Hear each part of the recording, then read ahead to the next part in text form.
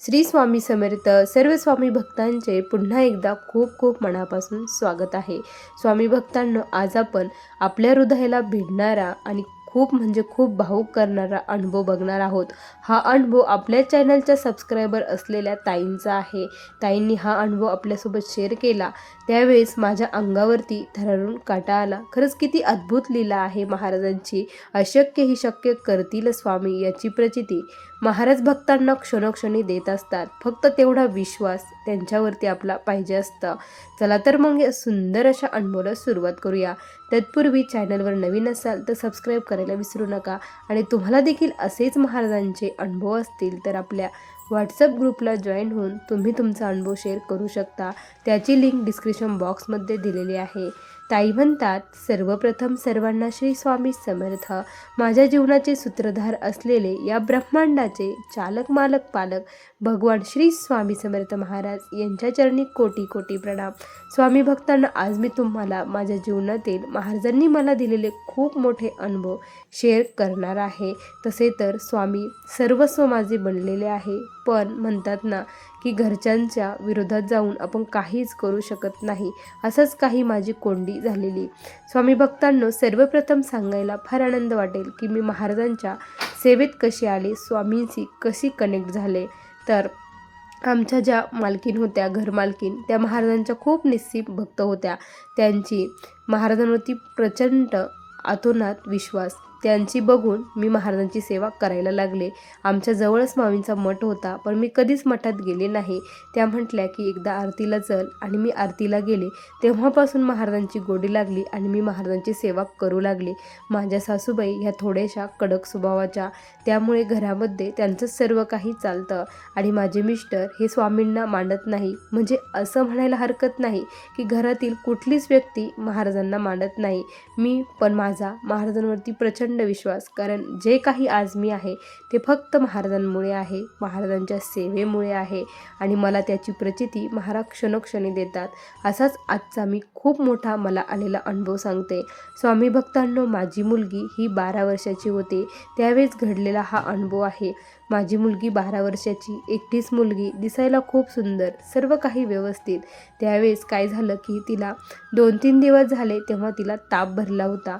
ताप भरला, पण तिला आयुर्वेदिक औषधे सुरू होते, त्यामुळे तिचा ताप असा फुल काही ताप तिला येत नव्हता. थोडासा ताप येत असायचा, त्यामुळे एवढं काही हे केलं नाही. तिथे जवळचं जे काही हॉस्पिटल आहे तिथे मी तिला घेऊन जात होती. तिथे तिला दाखवलं होतं, पण डॉक्टरांना त्याचं निधनच झालं नाही. त्यानंतर एक दिवस रात्री, आता रात्री तुम्हाला पण माहीत आहे सर्वजण हे खूप फुल झोपेमध्ये असतात, तशीच मी देखील फुल झोपेमध्ये होते. घरातील सर्वजण फुल झोपात होते. माझ्या मुलीला कधी खूप मोठा ताप आला हे कळालंच नाही.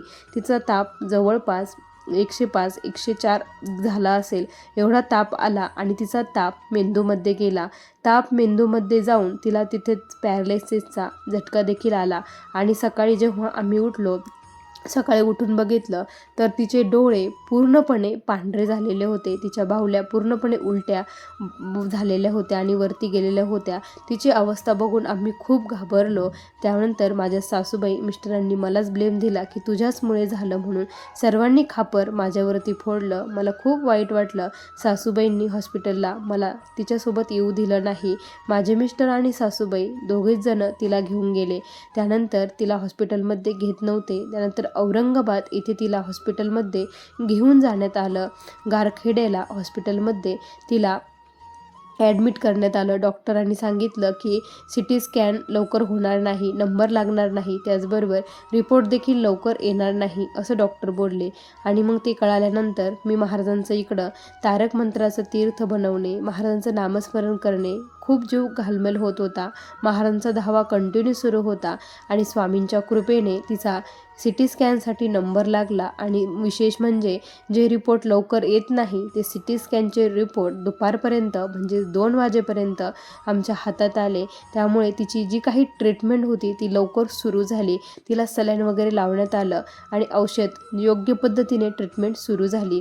आणि सर्व काही व्यवस्थित सुरळीतपणे झालं. ती व्यवस्थित रिकवर होऊ लागली. तारक मंत्राचं तीर्थ मी तिला देतच होते. त्यानंतर स्वामी भक्तांनो 4-5 दिवसानंतर तिची सुट्टी झाली पण एक खूप मोठा प्रॉब्लेम झालेला होता. तिचा जो पाय होता, हात होता, तो देखील ती अशी उचलत नव्हती, पूर्ण अशी लोळत चालत होती. इथपर्यंत तिची कंडिशन ही खराब झालेली होती. जेव्हा घरी आली तिचे जे डोळे होते ते डोळे पूर्णपणे वेगळे झालेले होते. असे जसे अगोदर नॉर्मल होते तसे तिचे डोळे नव्हते, वेगळेच तिचे डोळे असे होते आणि तिने थोडेसे डोळे तिचे उघडायचे आणि एका डोळ्याने तिला 3-3 दिसत असायचं. इतकी भयानक परिस्थिती झालेली होती. तिच्याकडे अक्षरशः बघू वाटत नव्हतं, डोळ्यातून पाणी येत होतं. प्रत्येक आईचं हृदय हे कसं असतं तुम्हाला देखील माहीत आहे. मला घरच्यांनी ब्लेम केला त्याचं वाईट वाटत नव्हतं, पण मुलीकडे बघून खूप वाईट वाटायचं की तिची परिस्थिती अशी झाली. मला स्वामींवरती पूर्ण विश्वास होता, सर्व काही महाराजच आता व्यवस्थित करू शकते, कारण डॉक्टरांनी आम्हाला त्याच्यासाठी थेरपी देण्यासाठी बोलवलं होतं. थेरपी देऊन देखील तिची कंडिशन जी होती तीच होती, काहीच एवढा फरक पडलेला नव्हता. त्यामुळे खूप वाईट वाटायचं आणि मग मी घरच्यांना न सांगता काहीतरी करावं असं माझ्या मनात आलं. पण मी महाराजांकडे मागितलंच नाही की माझ्या मुलीचे डोळे व्यवस्थित होऊ द्या, बरे होऊ द्या, असं कधीच मागितलं नाही. डॉक्टरांनी सांगितलं होतं की तिचा व्यायाम वगैरे करून घ्या. त्याचबरोबर मिस्टर म्हणायचे की सकाळ संध्याकाळ तिला थोडंसं बाहेर फिरायला घेऊन जात जा. म्हणून मी बाहेर फिरायला घेऊन जायला लागली आणि मी फिरायच्या नावाखाली म्हणजे बाहेर त्यांना सांगायची मी बाहेर घेऊन जाते, पण तिला मी बाहेर न घेऊन जाता मठामध्ये घेऊन जाऊ लागली आणि महाराजांच्या आरतीला तिला नेऊ लागली. आणि तिथलं मग जे काही महाराजांचं अभिषेकचं तीर्थ होतं ते तीर्थ तिच्या डोळ्याला लावू लागले. त्यानंतर विभूती डोळ्याला लावत होते आणि हळूहळू करता अशा माझ्या जशा आरत्या वाढत गेल्या तशी तिची रिकव्हरी दिसायला सुरुवात झाली. हे फक्त मला आणि तिलाच माहीत होतं, घरच्यांना कोणालाच माहीत नव्हतं की मी असं काही करते, तिला मठात घेऊन जाते.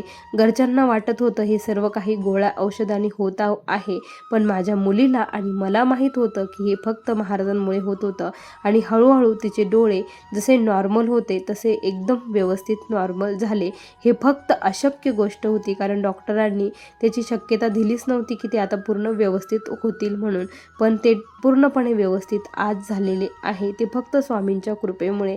स्वामी खरंच आई आहे, आपल्या लेकरांकडे ती बारीक लक्ष देते.